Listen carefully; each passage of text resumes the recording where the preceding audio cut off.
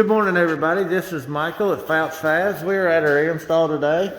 It's actually Tuesday. We had this install scheduled for Monday, but we've got some new guys we're training, and we had some questions about how to cut this job. So it took a little while for us to get back to the builder. So we had to move it out today, but anyways, this is the kitchen perimeter. It's got a big old sink, so I'm going to take some wood out here. The people were very helpful getting us into here. It's through H&A. I'm not familiar with any of the people here though, but I've worked with Tommy since day one.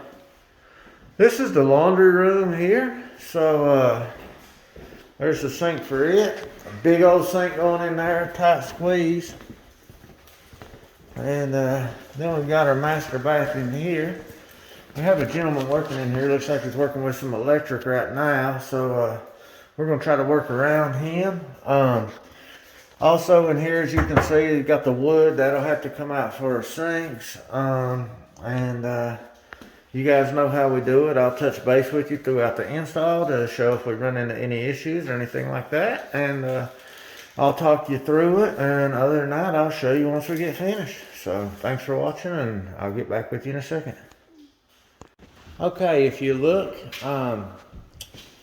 some jobs you have to pull the drawers out, and some you can leave in.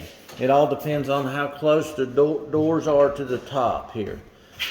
These are, 3/16, a 1/4 inch. You're not going to be able to get your silicone gun in here and caulk these tops out cleanly unless you take these drawers out. So I go ahead and just have my guys take every one of these drawers out, so it gives them something to do, while we're bringing stuff in and getting set up, and it also keeps a clean, neat job. All right, anytime we have a cabinet like this, you want to look and see if you can find the screws. Sometimes they'll be on this side.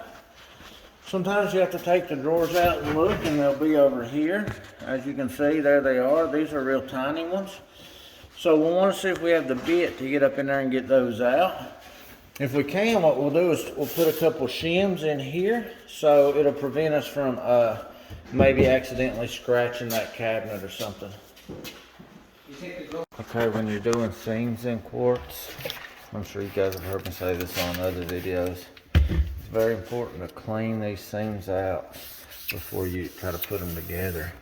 If not, you're going to have a black line in there, and you're never going to be able to get it out.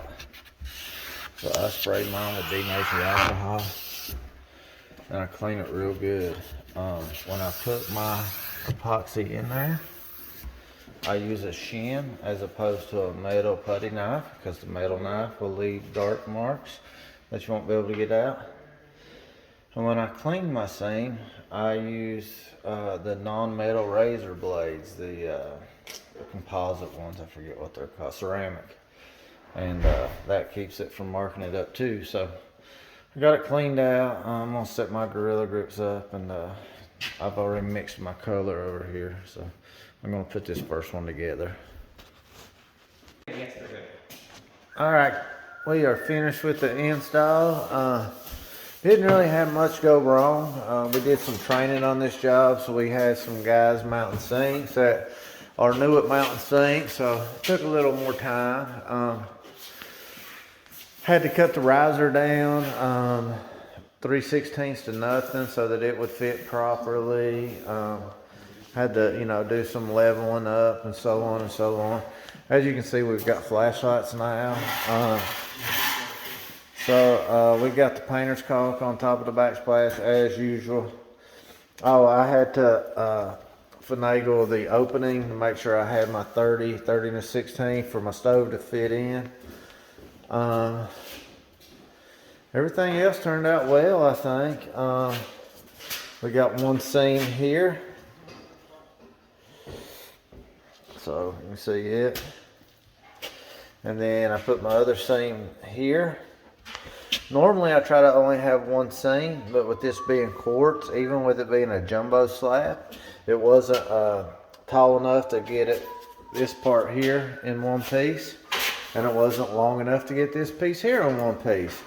So to keep my grains running the same way, I didn't have an option but to put 2 seams in it. So there's our aftercare sheet that we leave with every job with a couple cards and pins. They put their own brackets up.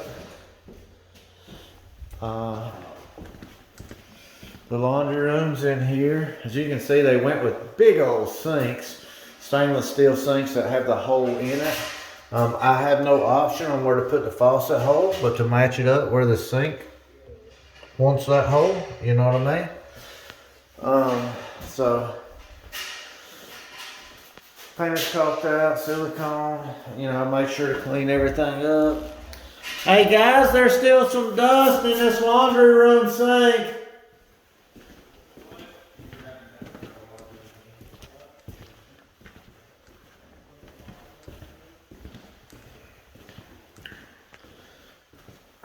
Master bathroom, painter's caulked out, 3-hole faucet, 4-inch spread, large white rectangle undermounts.